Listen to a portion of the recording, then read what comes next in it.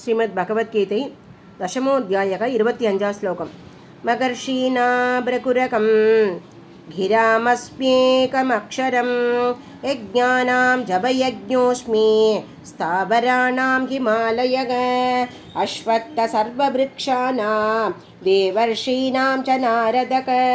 गन्धर्वाणां चित्रतः सिद्धानां कपिलो मुनिः उच्चैः विद्धि माममृतोद्भवम् ऐरावतं गजेन्द्राणां नराणां च नराधिपम्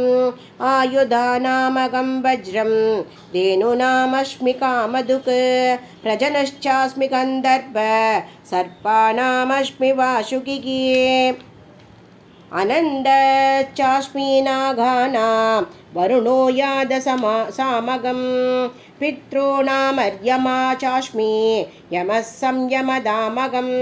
प्रह्लादचास्मि दैत्यानां कालकालयदामगं मृगाणां च मृगेन्द्रोकं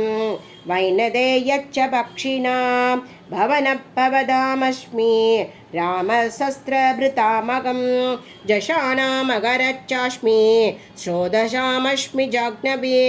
सर्गाणामाम् आदिरन्दच्च मद्यं चैवागमर्जुन अध्यात्मविद्याविद्यानां वादप्रवददामगम् अक्षराणामकारोऽस्मि ध्वन्तसामशिकस्य च अगमेवाक्षयः कालो दातागं विश्वतोमुखः मृत्यो सर्वहरच्चागम्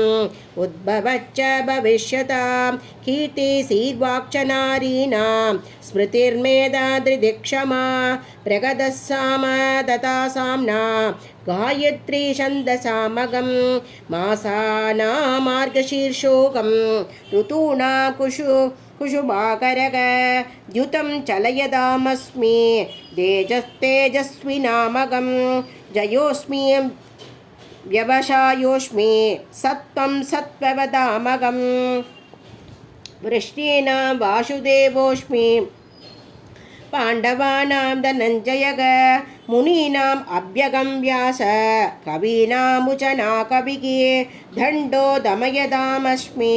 नीतिरस्मि जिकेशितां मौनं चैवास्मि कुख्यानां ज्ञानं ज्ञानवधामगं